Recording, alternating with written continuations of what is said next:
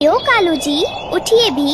देखिए, रानो चिड़िया और हरिया तोता अपने घरों में कपास और तिनके भर रहे हैं। क्या इस बार हम बर्फ में जम जाने का इरादा रखते हैं? अरे गोरी, तुम क्यों सुबह सुबह शोर मचाती हो? अभी तो धूप निकली है। जब बर्फ गिरेगी तब देखेंगे।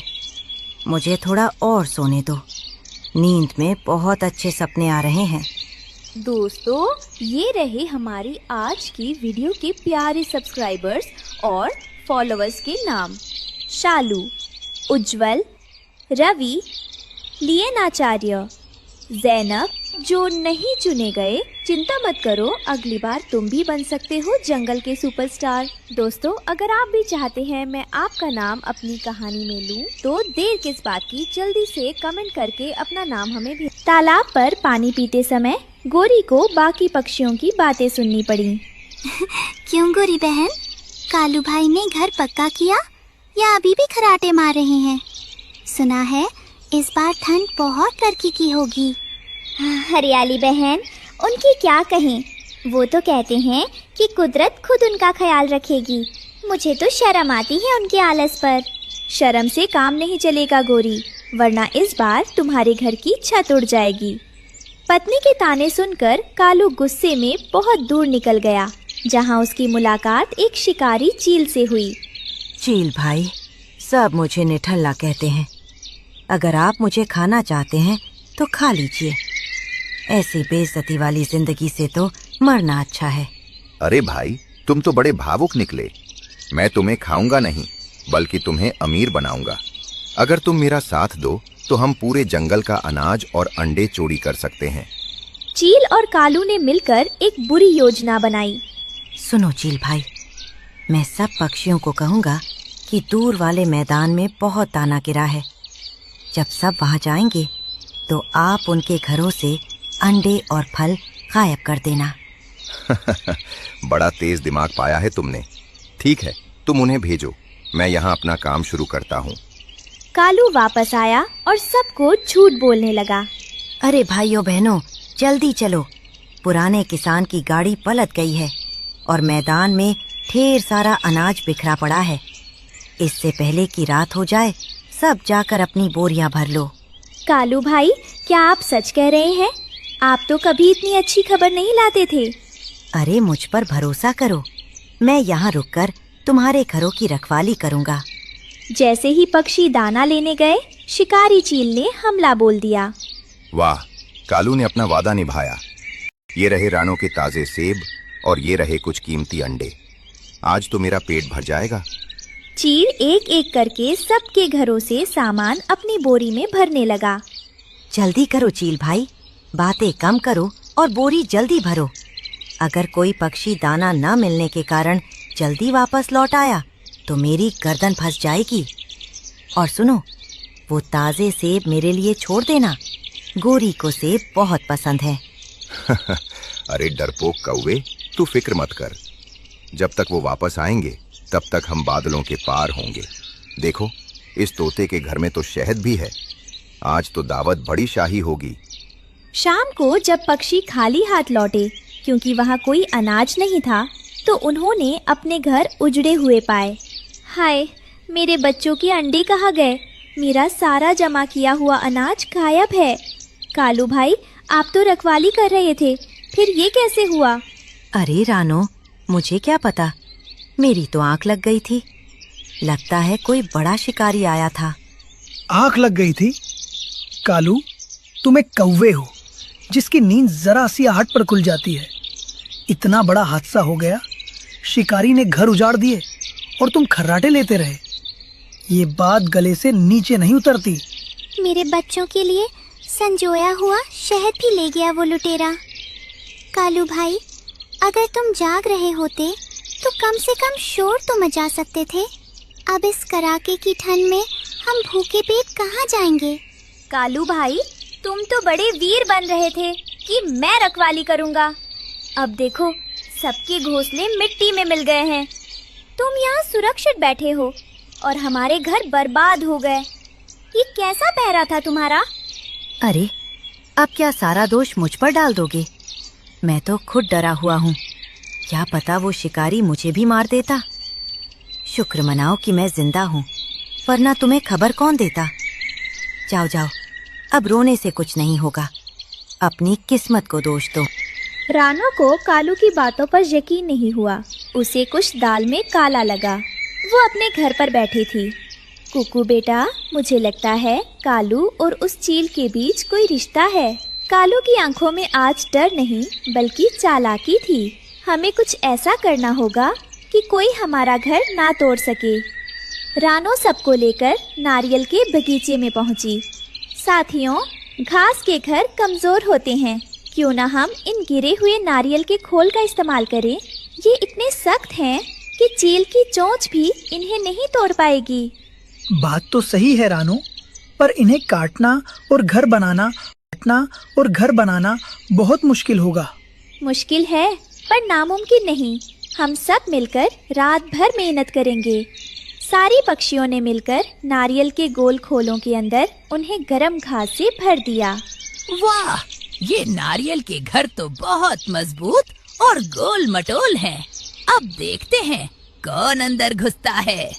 जल्दी कीजिए, सुबह होने से पहले हमें अपने अपने नारियल के घर पेड़ों पर टांगने होंगे। अगली सुबह चील फिर से चोरी करने आया, पर नजारा पतला हुआ था। ये क्या तमाशा है? आज घास के घोंसले कहाँ गए? ये सब पेड़ों पर पत्थर जैसे गोले क्यों लटके हैं? चील भाई, ये पत्थर नहीं नारियल है। लगता है पक्षी समझदार हो गए हैं। चील ने गुस्से में आकर एक नारियल के घर पर अपनी चोंच मारी। आह, मेरी चोंच! ये घर है या पहाड़? इसमें तो सुराख भी नहीं हो रहा। कालू, तुमने मुझे फंसा दिया, मेरा समय बर्बाद किया। चील भाई, मुझे क्या पता था कि ये चिड़िया इतनी होशियार निकलेगी। चील को बहुत भूख लगी थी और वो कालू पर ही झपट पड़ा। जब मुझे कोई शिकार नहीं मिला तो मैं तुझे ही खाऊंगा। तूने मेरा नुकसान कराया है। नहीं नहीं चील भाई, मुझे छोड़ दीजिए, मैं तो आपका दोस्त हूँ।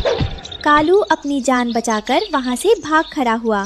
ठंड बढ़ गई थी तो रानो ने अपने नारियल के घर के पास एक छोटा चाय का होटल खोल लिया। आइए भोलू दादा, गर्मा गर्म अदरक वाली चाय पीजिए। नारियल के घरों में ठंड नहीं लगती और चाय से दिल खुश हो जाता है। ये रानो तो बड़ी अमीर हो गई। कालू जी, हमें भी कुछ ऐसा ही करना चाहिए। सब पक्षी अपने मजबूत नारियल के घरों में सुरक्षित थे। कालू को अपनी गलती का एहसास हुआ और वो अब मेहनत करने लगा था। अरे बिटिया की कसम, नेकी ही असली मरहम। याद रखना बच्चों, आलस इंसान को चोर बना देता है और मेहनत उसे राजा बना देती है। इस कहानी से हमें सीख मिलती है कि आलस इंसान को चोर या धोखेबाज बना देता है, जबकि मेहनत उसे सम्मान दिलाती है। और जो दूसरों के लिए गड्ढा खोदता है वो खुद भी उसमें गिरता है। विश्वासघात करने वाले का अंत हमेशा बुरा होता। जंगल के बाकी पक्षी रो धोकर सो चुके थे, पर रानो की आंखों में नींद नहीं थी। उसे कालू के सोने वाली बात हजम नहीं हो रही थी। उसने सच का पता लगाने का फैसला किया। कुकू, तुम सो जाओ बेटा, मम्मा जरा बाहर ठंडी हवा में टहलने जा रही है। अगर मैं देर से आऊं तो दरवाजा मत खोलना। रानो ने खुद को सूखी पत्तियों में छुपा लिया और कालू के घोंसले पर नजर रखने लगी। उसे यकीन था कि चोर रात के अंधेरे में दोबारा आएगा। ये चील था। अरे चील भाई, इतनी रात को क्यों आए? कोई देख लेगा तो गजब हो जाएगा। अरे डरपोक, सब सो रहे हैं। सुन, उस बुड्ढे उल्लू के घर में सोने के कुछ सिक्के और पुराना कीमती सामान रखा है। कल सुबह उन्हें भी साफ करना है। ठीक है, पर मेरा हिस्सा? मुझे गोरी के लिए रेशमी मखमल चाहिए। तुम अपना वादा याद रखना। ओह, तो ये बात है। कालू ही कतार है। मुझे अभी सबको जगाना होगा। नहीं, अभी नहीं, मुझे पुख्ता सबूत चाहिए।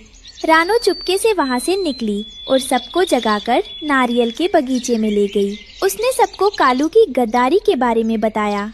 क्या कालू ने हमारे साथ ऐसा किया? मैं अभी उसकी चोंच तोड़ दूंगा। रुको हरिया, वो चील बहुत ताकतवर है। हमें लड़ना नहीं, बचना और फंसाना है। हम इन नारियल की खोलों से न सिर्फ घर बनाएंगे बल्कि कालू के लिए एक जाल भी बुनेंगे।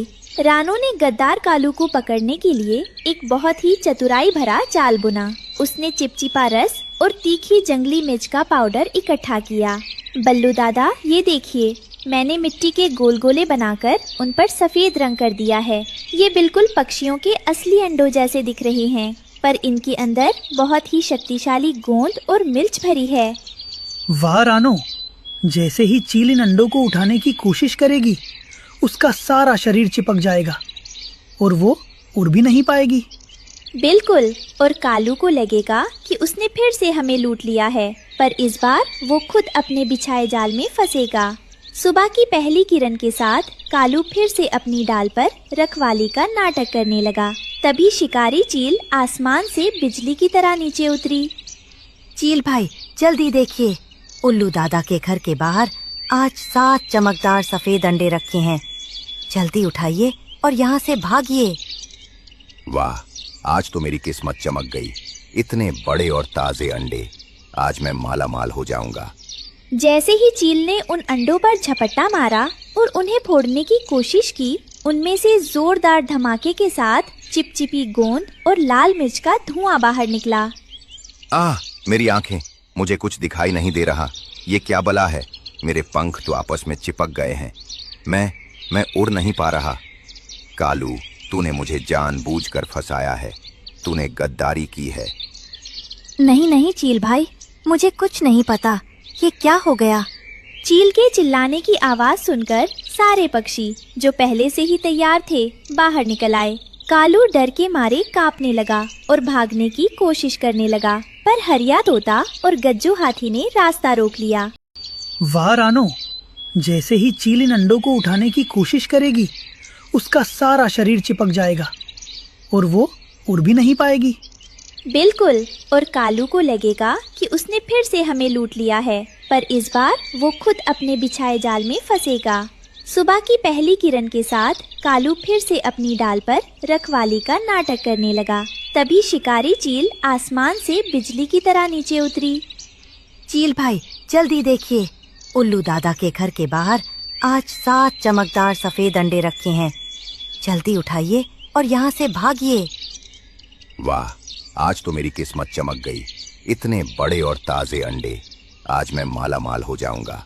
जैसे ही चील ने उन अंडों पर झपट्टा मारा और उन्हें फोड़ने की कोशिश की, उनमें से जोरदार धमाके के साथ चिपचिपी गोंद और लाल मिर्च का धुआं बाहर निकला। मेरी आंखें, मुझे कुछ दिखाई नहीं दे रहा। ये क्या बला है? मेरे पंख तो आपस में चिपक गए हैं। मैं उड़ नहीं पा रहा। कालू, तूने मुझे जानबूझकर फंसाया है। तूने गद्दारी की है। नहीं नहीं चील भाई, मुझे कुछ नहीं पता। ये क्या हो गया? चील के चिल्लाने की आवाज सुनकर सारे पक्षी जो पहले से ही तैयार थे बाहर निकल आए। कालू डर के मारे कांपने लगा और भागने की कोशिश करने लगा, पर हरिया तोता और गज्जू हाथी ने रास्ता रोक लिया। कहाँ भाग रहे हो कालू भाई? तुम्हारी और इस चील की दोस्ती का तमाशा तो पूरे जंगल ने देख लिया। कल रात जब तुम इस लुटेरे के साथ हमारे अंडे बेचने का सौदा कर रहे थे, तब मैं वहीं झाड़ियों में थी। थू है तुझ पर कालू, तूने चंद पैसों और मखमली बिस्तर के लिए अपने ही बच्चों और पड़ोसियों का सौदा कर दिया। तू मेरा बेटा कहलाने के लायक नहीं है।